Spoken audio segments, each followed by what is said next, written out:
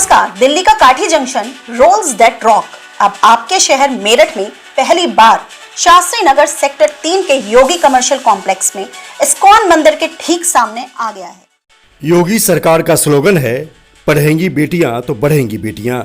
क्या इस तरह क्लास में मास्क लगाकर रुमाल से मुंह ढककर बेटियां आगे बढ़ेंगी या बेटियां पढ़ेंगी? सबसे बड़ी समस्या इस कूड़े के पहाड़ की है, जो स्कूल से मात्र 50 मीटर की दूरी पर लोहिया नगर में स्थित यह कूड़े के पहाड़ 3 किलोमीटर के दायरे में फैला है। यहाँ पे आग लगा दिया जाता है, जिससे जहरीला धुआं, मीथेन गैस लगातार लोगों को जान का खतरा बनता जा रहा है। कूड़े में गंदगी की बदबू इतनी होती है कि बच्चियों को बैठना मुश्किल होता है, उल्टियाँ हो जाती हैं, टीचर बीमार पड़ जाते हैं। एक टीचर कैंसर से मर भी चुके हैं।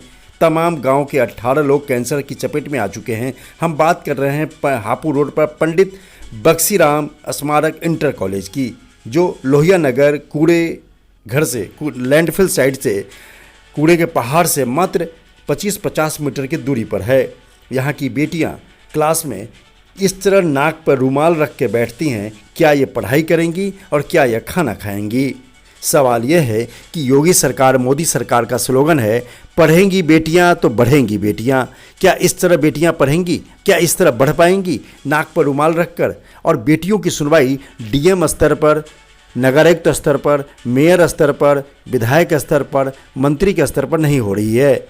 स्कूल के प्रिंसिपल ने इलाके के विधायक और मंत्री डॉक्टर सोमेंद्र तोमर से लेकर और जिलाधिकारी तक गुहार लगाई कि अगर आप बदबू को नहीं बंद कर सकते, कि ढलाव घर को नहीं बदल, लैंडफिल साइड को नहीं बदल सकते, तो हमारे स्कूल की जगह को बदल दीजिए। सुनिए बेटियां क्या कह रही हैं। मैं 12th क्लास में पढ़ती हूँ। हमारे स्कूल के बाहर कूड़ा है, जिससे बहुत परेशानी होती है। बच्चों को सांस लेने में दिक्कत होती है, उससे पढ़ाई में प्रॉब्लम होती है। हम मास्क लगा के पढ़ते हैं, गर्मी भी इतनी हो रही है, हमें हेजिटेशन भी होती है। हम खाना खाते हैं तो खाना भी नहीं खाया जाता, क्योंकि उस कूड़े के ढेर में मक्खियाँ बैठती है, फिर मक्खियाँ यहाँ पर भी आती हैं। हमारे स्कूल में पानी के लिए नल की व्यवस्था है, जिससे कि पानी धरती से निकलता है और वो कूड़े के ढेर की वजह से वो भी दूषित हो रहा है। हम बहुत सारी प्रॉब्लम का सामना करना पड़ता है हमारे स्कूल के बच्चे बहुत परेशान हैं। वो बैठते हैं तो टेबल वहाँ से डस्ट उड़ता है, तो स्कूल में भी स्मेल आती है, गंदगी होती है स्कूल के अंदर बहुत ज़्यादा। इस वजह से हम चाहते हैं कि ये कूड़ा का ढेर जल्दी से जल्दी हटाया जाए।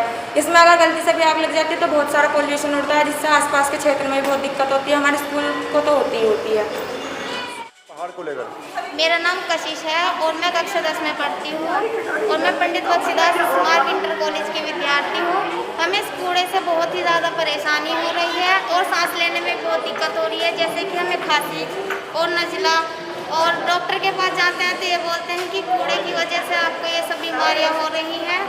और जैसे कि हवा चलती है तो ये सब कूड़े की हवा, गंदगी, ये सब हमारे घर की तरफ ही आती है। क्या नाम है आपका? और स्कूल जो पंडित बक्सीराम इंटर कॉलेज है, वहाँ पास में कूड़े का पहाड़ है, आपको क्या दिक्कत होती है? मेरा नाम खुशी है, मैं कक्षा 10 की छात्रा हूँ। इस पहाड़ से हमें बहुत ज़्यादा दिक्कत होती है। जहाँ एक तो स्कूल में आते तो स्कूल में सांस नहीं आता, घर पे जाते हैं जाहिदपुर तो वहाँ पे भी बहुत ज़्यादा दिक्कत होती है। इससे जो गैस निकलती है वो बहुत ज़्यादा खतरनाक गैस है, इससे बहुत बीमारी होती है। मेरा नाम हंसिका है और मैं कक्षा 10 की छात्रा हूँ और मैं पंडित बक्सीदास स्मारक इंटर कॉलेज में पढ़ती हूँ। हमारे स्कूल के पास कूड़े का ढेर है, जिसकी वजह से हमें बहुत दिक्कतें होती हैं और हमें सांस की प्रॉब्लम होती है। और यहाँ अगर कोई आग लगा दे तो इसका धुआं बहुत प्रदूषित होता है, जो कि हमारे आसपास के गाँवों में सब में जाता है, जिस वजह से जो बीमार व्यक्ति होता है, जिसको सांस की प्रॉब्लम होती है, उसको ज़्यादा ही दिक्कत होती है। तब हम स्कूल आते हैं तो हमें यहाँ सांस लेने में भी बहुत दिक्कत होती है। और तब हम लंच करते हैं ना, तो यहाँ की स्मेल जो आती है उस वजह से हम लंच भी नहीं कर पाते। किसी वजह से तो यहाँ जल्दी भी छुट्टी हो जाती है जब ज़्यादा धुआं हो जाता है। सर, ये कूड़े का पहाड़ आपसे करीब 50 मीटर की दूरी पर है, जहाँ पर आप स्थित हैं और एक अपना स्कूल चला रहे हैं। मेरे ख्याल से सरकारी स्कूल है ये। जी। और करीब 750 बच्चे इसमें हैं। 785 बच्चे। तो उन लोगों के स्वास्थ्य के साथ किस तरह से खिलवाड़ हो रहा है? और जिस समय यहाँ पर आग लगती है या धुआं उठता है या फिर जो उसमें से दुर्गंध उठती है, तो उस समय आप किस तरह से इसको फील करते हैं और कैसे उसके इन बच्चों के स्वास्थ्य को किस प्रकार से बचा पाते हैं? देखिए सर, इसमें सबसे बड़ी दिक्कत आती है बच्चों के स्वास्थ्य के में जो संबंधित बात है कि बदबू तो बहुत आती है। जैसे परवा हवा इधर से आती है आपकी साइड में, तो बच्चों को रुमाल बनवाना पड़ता है और रुमाल बनवाने के बाद में जितना मैक्सिमम हो सकता है पीरियड हमें चलाने पड़ते हैं। लास्ट में यदि हमें ये दिख गया कि भाई अब नहीं काम चलेगा तो 1-2 घंटा लेफ्ट करना पड़ता है बच्चों को छुट्टी के लिए। लेकिन स्वास्थ्य पर पूरा प्रभाव है 2 मेरे टीचर भी बीमार रहते हैं, तो पूरी तरह से पीड़ित हैं उस मामले से।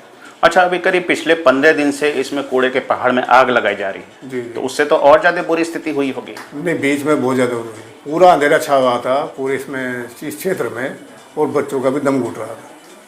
कितने टाइम से, मतलब कितने बजे से स्टार्ट होता है स्कूल, कितने बजे तक? ये आपका 7:30 बजे शुरू होता है और 1:30 तक चलता है। तो यानी कि दोपहर 1:30 तक भी अंधेरा छाया हुआ था उस धुएं के कारण? बिल्कुल बिल्कुल, वो दिन तो यही हालत थी।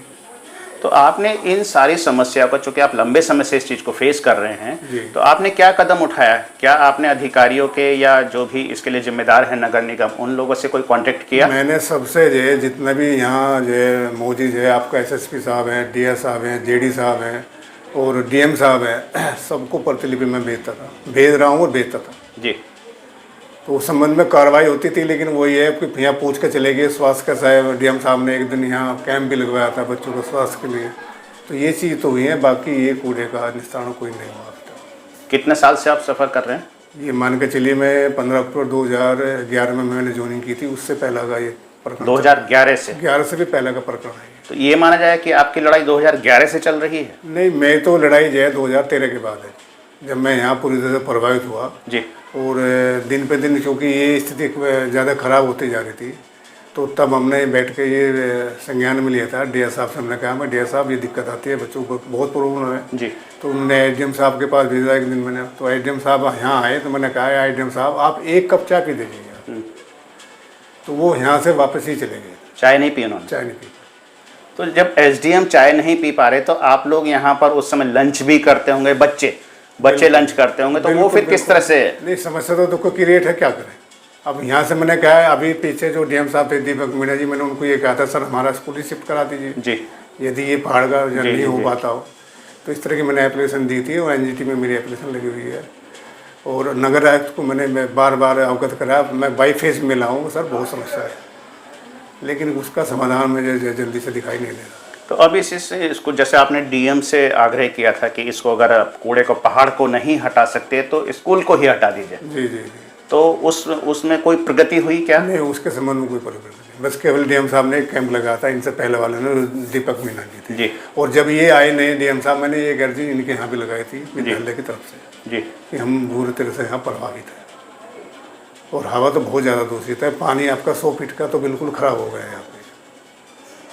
तो इसका जो कूड़े का पहाड़ है उसका प्रभाव है जी, ये जो लेयर है आपकी पानी की, वाटर लेवल है जो 100 फीट तक पूरी तरह से प्रभावित है। लाल पानी निकलता है नीचे से, लाल पानी निकलता है 100 फीट की रूप हाँ, पे? जो ये धारा है 3-4 किलोमीटर का। अच्छा जी, तो उससे तो फिर ये सारे आसपास के जो गांव हैं वो भी प्रभावित हो रहे बिल्कुल होंगे? प्रभावित है जी। मैंने उन लोगों से संपर्क किया है, वे आते हैं यहाँ, और एक गुजर करके नाम का है लड़का, मैं कह नहीं सकता हूँ, गौरव है, उसने कहा गुरुजी मुझे सपोर्ट करिए। मैंने कहा भाई सपोर्ट तो हमारा है, हम तो जहाँ कहोगे वहीं एप्लीकेशन लगाएंगे, लेकिन हम सरकारी कर्मचारी हैं, इससे ज़्यादा तो हम कर सकते हैं। हम तो केवल अपने अधिकारी को अवगत करा सकते हैं अपनी एप्लीकेशन के द्वारा, वो हम कर रहे हैं।